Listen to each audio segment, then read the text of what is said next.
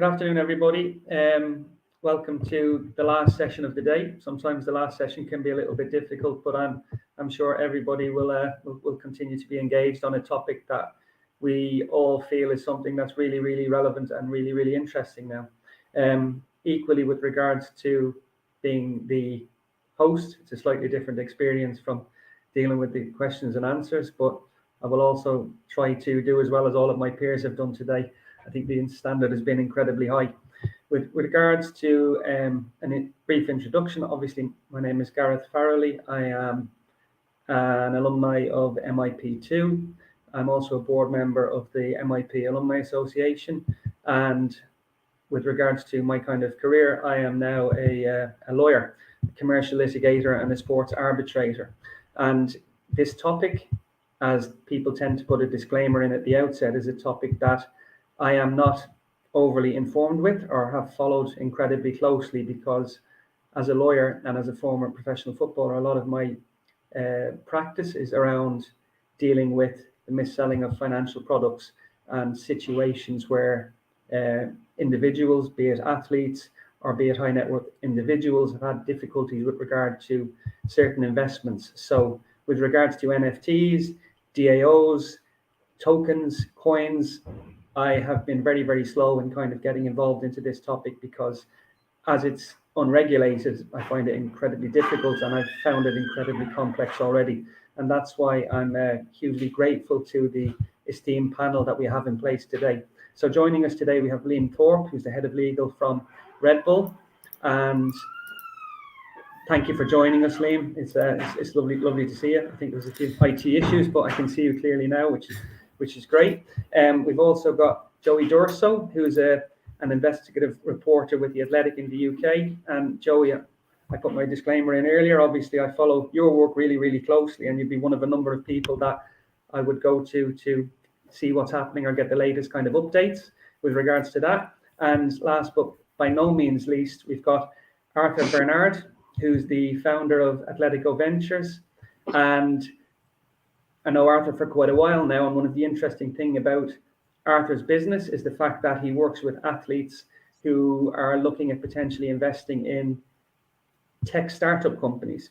And what has impressed me about Arthur and our conversation so far is the fact that he's very keen to educate the athletes and take them on that journey with them, but also offers a degree of protection with regards to due diligence and preparation and education around understanding those investments and what they may look to do. So thank you everybody for joining us today. As I said, it's a panel that I think when we were looking at putting the kind of topics and sessions together, that I think is really important. So thank you for being with us.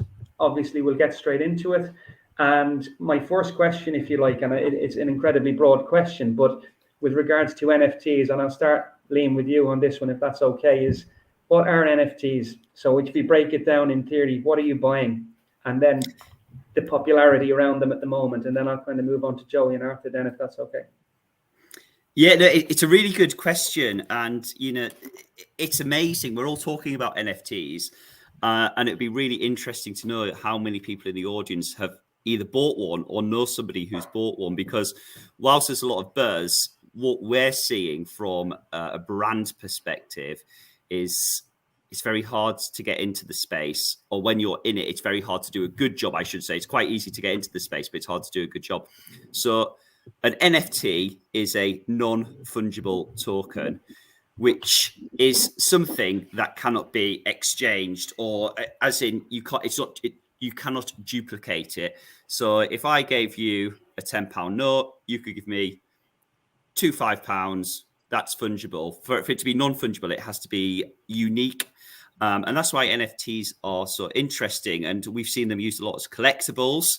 So rather than getting a Panini sticker, you can get your NFT and it sits in your wallet. You can then buy and sell that, or you can exchange it depending what the terms of the NFT are.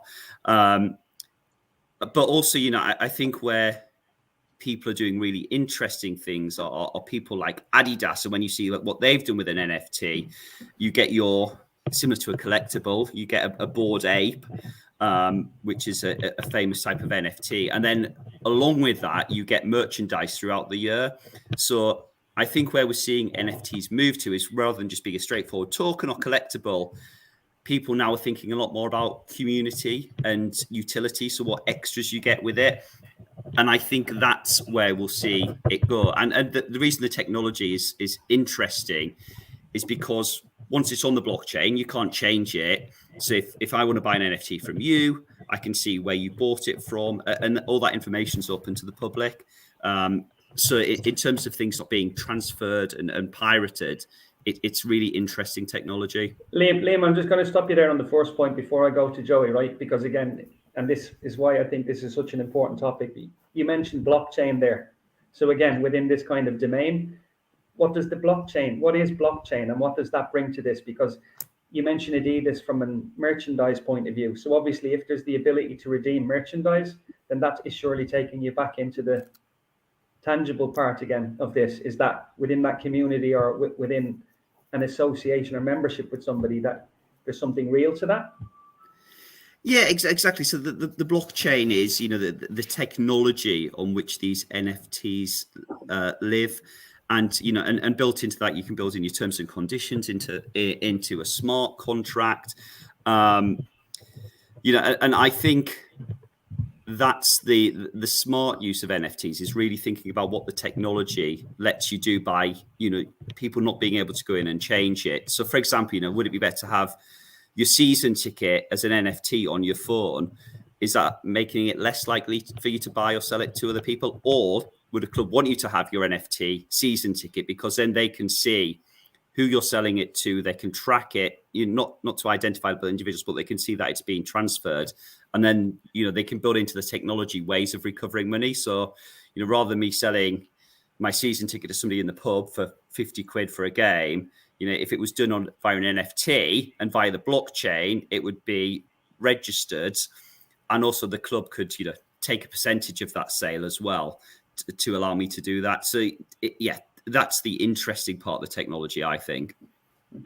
Joey?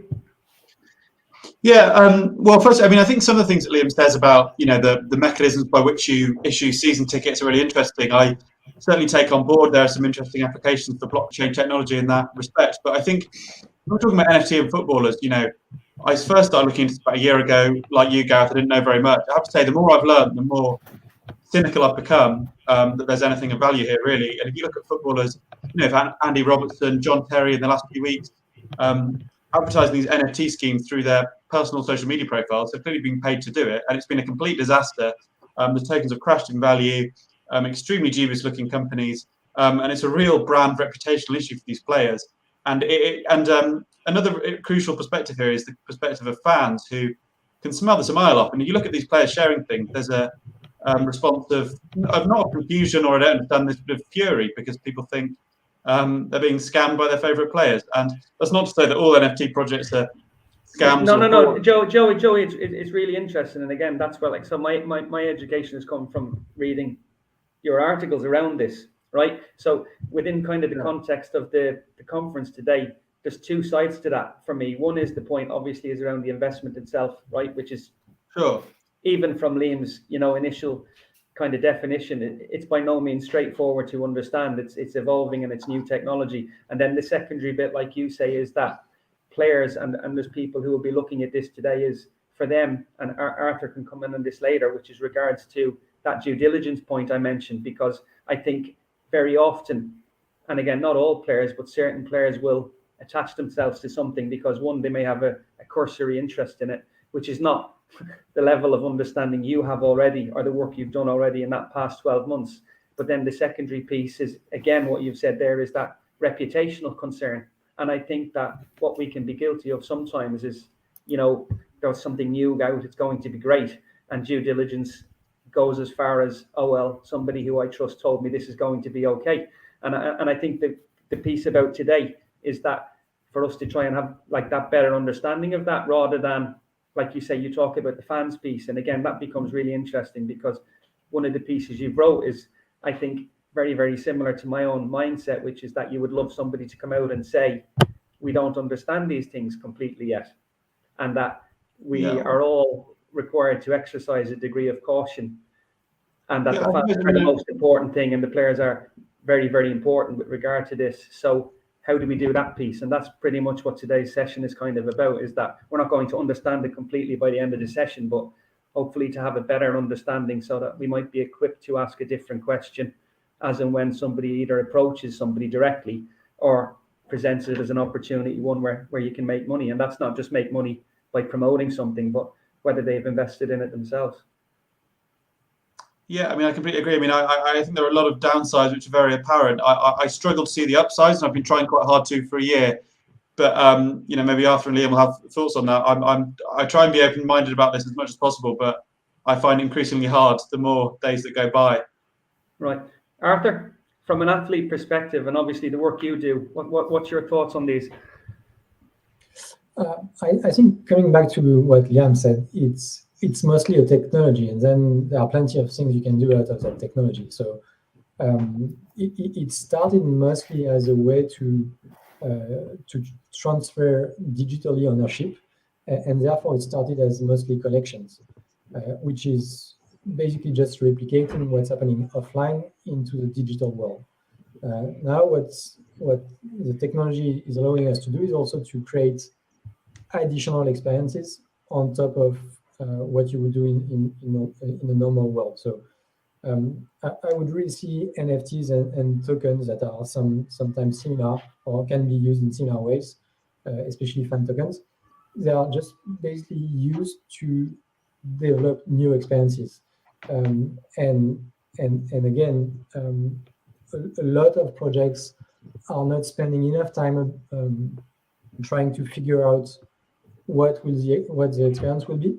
And that's where we see lots of issues where projects are declining in values, because it's just a technology. If the experience you are bringing to users, buyers, and especially fans is not to the standard that the fans are expecting, certainly it will lose value. So that's I would say my main take today on this space. And for athletes, if I look at it from that perspective, which is mine today, there are plenty of things they can do with that technology. First, they can just buy NFTs, as you would do and I could do, which is interesting but limited in a way. They can invest in projects. That's what we've done with a few players investing in Sorare. They can close sponsorship deals with NFT projects, and this is probably what Jerry was referring to, where they get paid to promote projects. And then they can launch their own NFT projects, and we've seen a few, especially in tennis. And for those last two options, again, the question is what experience and utility is built into the technology so that it creates value for the players, obviously, but also the fans, which I think is critical if you don't want to get trapped into reputational issues. As an example, Arthur, so in tennis, so what would that NFT within tennis look like? What's the value, or what is the product? Oh, there was one, for instance, from Andy Murray at Wimbledon, I think, where it was combining access to Andy as well, and specific time with Andy, for instance, playing with Andy, but also tickets for the final next year. So it was kind of a tool to redeem perks or benefits. So again, it was just a technology allowing access to something else, which was, I think, very important in that specific example. The benefit of NFT is you can combine digital perks and offline perks, and sometimes the value can lean more towards the offline or the online one. Liam, obviously the legalities of this for you at Red Bull are really, really interesting, because as a company that's highly innovative, you've started to look at these kind of in detail. What's your thoughts with regards to these moving forward? Yeah, it's a really good question, and as Arthur just said, I think there has got a lot of use, and that real thought of, okay, well, what's the utility? Are you, if we were doing it, are you going to get cans of Red Bull? are you going to get to go to one of our events? Are we going to give you access to one of the football teams or a footballer or the Formula One team? So you've got to start thinking in the real world, how are you going to deliver the merchandise or the experience? What happens if it gets cancelled? And then the virtual world. And within that virtual world, you have to think about all the promotion that you're doing. So, there has been some terrible examples of where it has gone wrong. So the John Terry one probably being the biggest one at the moment, where the NFTs have lost 90% of the value, and lots of footballers promoted that on his behalf. Liam, sorry to come in now, but this again, it's interesting, and again, guys, feel free to step in if you want. And Joey, I'm interested. Who determines what the value is in the first place? Is that supply and demand again, or is there a view taken on that? Well, it's the market. It's kind of more. They're often minted at a set price, and then they'll float on the market above that. So then people will quickly kind of cash out and make a huge amount of money. And then there's a very common graph that goes up very quickly and then down, because then people just try and sort of swap their NFTs into actual money and then disappear. Not that always happens, but it's a very common trend in these things. There's loads of hype, and then when everyone forgets about it, it sort of bleeds down to nothing. Right. Because again, this is one of the interesting things from me as a lawyer, and again, thinking about the issues when it potentially goes wrong, is that the players or the companies that have come into this market, are they funded by private equity? Are they selling a concept as a business, or what's that model based on? Because like you say, it would appear that certain companies so far, and again, I'm not going into the semantics of good actors or bad actors, I don't know enough about it, but that are entering into sponsorship deals, or we talk about words in football all the time, about access, or about that commercial side and the risk reward for the reputational point of view. Where's that funding come from? I don't know, but it can come from I think it's an sources. Sorry, it can come from different sources. You can some of the project. I mean, if you launch a collection, which is a limited number of items, NFTs that you want to sell, and it's just artwork, it's not that expensive to develop. So if you sell those products, you can start to generate revenues and build the company. On the other side, some more complicated projects will require more cash, and they can raise money from venture capital firms. Some of them outside of the crypto space, and some of them specialized in the crypto space. Again, where you need to spend some time is assessing the long-term value of the project, and not trying to just focus on the technology. And I don't know the example of John Terry, but the real question is what do you get with the token or the NFT? I don't know if it's a token or NFT. What do you get with the token? How it's traded, and so on. And it's really important to. I mean, when we were pitching the investment opportunity in Sorare to players, which I think is probably one of the most long-term projects in the NFT space. Just for everybody listening, Arthur, like Sorare is it's cards, isn't it? That's what digital cards. Yeah, cards that are allowing players users to buy players to set up a team for the weekend and then earn points depending on the real performance of the player. So it's NFT and fantasy gaming, and which is quite unique in terms of being able to combine the collection parts and the utility parts. And what we were facing when we were pitching that project that was backed by the best venture capital firms globally, when we were pitching that project to athletes, we were facing other projects that were just coming to the athletes, offering 50K, 100K cash upfront for a project that had basically no long-term value, because it was just about using the IP of the athletes to launch something, do a cash grab, and they were not interested in the long-term value of the project. I really saw that that had disappeared, because that was 8 months ago. I really saw that had disappeared, but we can see from time to time some similar projects popping up again where because it's really hard to do the due diligence, and players are offered nice fixed amounts, it can be difficult to refuse. But you really have to do your due diligence on obviously the technology, how it's used, but what is the team behind the project, what are they trying to achieve, and what utility you are bringing to people that are going to buy the token. Thanks, Arthur. Joey, what's your thoughts, like you say, on that? Like every question we asked is not a complex answer. Again, I feel ignorant in some ways because of my understanding. One of the issues I have, right, is this idea of like utility, and these things have utility and therefore they're valuable. But, you know, if I'm meeting my favorite footballer, that in itself is valuable. The NFT which attached to isn't, right? To me, it's a bit like a receipt. If I buy an expensive car that costs £20,000, is the receipt that comes with it valuable? No, the car is. And clearly these experiences, or the pair of Adidas trainers that you mentioned, sure, that's valuable. But does the NFT attached to it have any value? That's where I have this problem with this idea of sort of utility. I think the utility which we're often describing has nothing to do with the NFT. It could be a barcode, right? If I meet my famous footballer, if I go to a football match, I could use a QR code to get in. But that QR code doesn't have utility. The actual experience does. So I think often these things are sort of desperately trying to attach some usefulness to something which is fundamentally speculative in nature and always will be.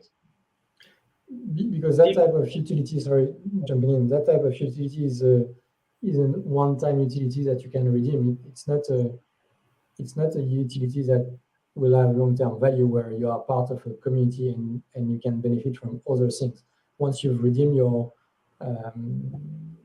meeting your player, it's done, and for sure the value will disappear or reduce drastically.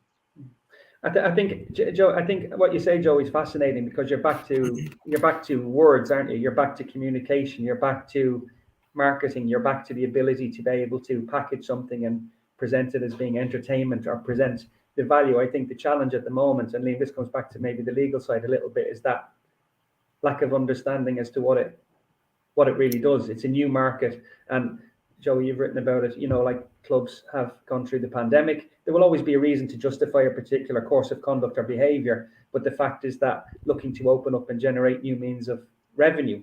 And again, that comes back to the small print, doesn't it? Because you're trying to raise awareness around an issue that you see as being really, really key, where sometimes it takes others a little bit of time to catch up before they understand as to whether there is any real value in these or not. So, Liam, like from a legal point of view, Liam, regulation and, you know, interpretation, how do you see that developing? Because the frustration we have, and Joe, it's the headline points you raised, which I'm acutely aware of, is that the players that put their names to these, some of them have lost huge value already, and there's obviously people that have lost as a consequence. How do you think that will move forward, Liam? I think it's difficult because if you are doing the NFT purely as a token, so as a collectible, you know, and you're promoting that on your social media, one, you have to be very, you know, conscious of that you're labeling it as an ad, but also if it gets into the financial instrument spectrum, which, you know, because this technology is so advanced and it's so quick, the law hasn't quite caught up. And certainly that, you know, there's lots of articles of, well, is an NFT a financial security? Because, you know, people in some cases are just buying them, hoping to make a lot of money on them and sell them for a higher price. And when you're seeing these NFTs that don't have any additional utility, the ones that we've talked about where, you know, they, even if they weren't meant as a scam, I think the feeling that lots of fans have is that they are a scam. You know, so then you are looking at potential, you know, fines from ASA and other regulators, so the Advertising Standards Agency, plus the damage to your reputation. And if it then becomes, you know, more on the financial crime side of things, and that would be incredibly serious. And I would just make sure that you're very careful in doing the due diligence of who you partner with. So again, you know, if you look at what Adidas did as an NFT, I think that's a great example. They've worked with the biggest people in this space, and you can see what the extra value is as opposed to just having the collectible. So do your due diligence, and I would, definitely err on the side of caution. And don't be tempted just to take the money, the upfront cash. Yeah, that's the double side of this again, isn't it? There's the fan or there's the individual that buys them, But then obviously, as we've tried to touch on, which is not as straightforward either, is the athlete side. And like Joey, it's interesting, isn't it? Because obviously an example of that whole process would be how heavily promoted the NFT with Liverpool was. But obviously the uptake, so we don't know the reason why, but obviously the uptake wasn't as anticipated with regards to that. And that was why my initial question was around the pricing, is that they obviously set a particular market, but the fans didn't go for it, and it was disappointing. Yeah, that's right. I think they made about $1 million in total, whereas the prospective amount would have been about 10 times that. Which obviously that's a significant amount, but if you look at a club like Liverpool's commercial revenues, it's pretty small, and there's a lot of backlash from it. So I think clubs are basically making a kind of risk reward calculation here. I mean, that they know that a lot of fans don't like this stuff, but will the amount of money counteract that? Will it be worth it? That's the calculation they're making. But I think it's very apparent that a lot of fans really don't like this stuff, and a lot of footballers have been left with egg on their face for getting stuck in. So maybe there will be future schemes with value that fans do like, but I really don't think that's happened yet. Have you got more traction, Joey? Because obviously, being the pioneer in many cases, pioneers get shot and settlers get rich. But I mean, with regards to have more people started to now look to tap into you with regards to your understanding of this. Writing about them. No, has that been the case or not? What? Sorry. More people becoming aware of it, or more people becoming aware of your writings on it and having concern about it? I don't think it's just about me. I think there's various other people outside of football that have been writing about this.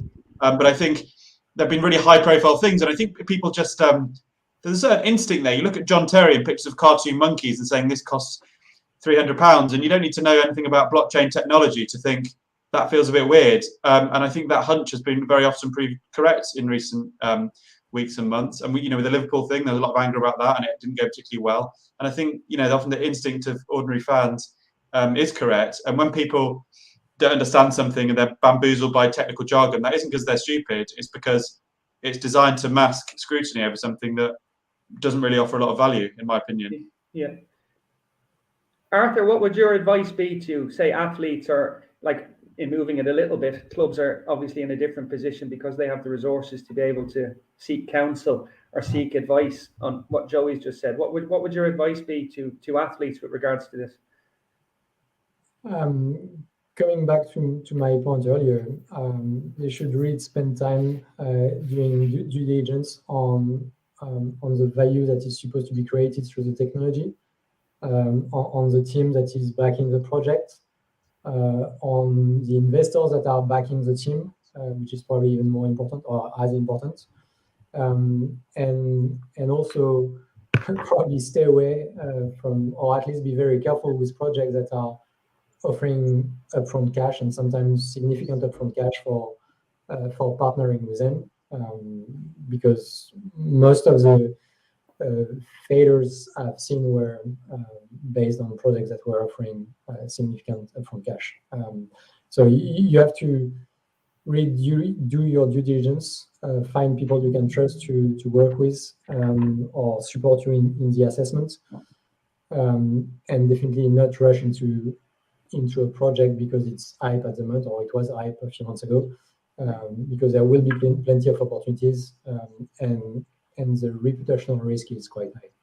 Yeah, thank you, Arthur. Trust, due diligence, obviously recurring words. Liam, last word. Do you think they're going to continue to evolve and have a bigger part within kind of industry, or do you think, as Joey says, that we'll get to a point where people will start to question further what the real demonstrable value is? Yeah, I think they will, and I was speaking to a guy at Socios, who are a big crypto and NFT company, and he was saying that he thinks, I mean, he would say this, he works for them, but he thought brands should be now hiring as many people to work on their Web3 as they do on their social media. I mean, I really do think the utility and the community side of things is interesting, and if people can get it right, the technology should be used for good. But yeah, just in the current form, you have to have a lot of caution.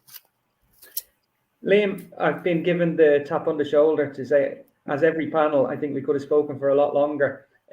From my side, I just want to thank you all so much for coming and giving us a snapshot hopefully we will get to pick it up again. Arthur, thank you so much. Joey, likewise, I'll continue to watch and seek to educate myself around it.